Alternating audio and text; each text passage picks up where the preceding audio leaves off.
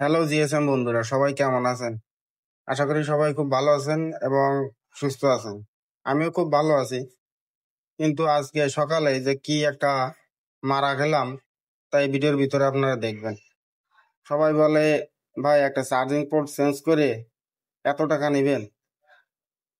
তা একটা charging port change করতে আসলেই তাদের কাছে অনেক বেশি, কিন্তু এই চার্জিং পোর্ট ঠিক করা শিখতে বা এই টেকনিশিয়ান কাজ শিখতে আমাদের যে 6-7টা বছর লস হয়ে গেল, জীবন থেকে চলে গেল, এটার কি হবে?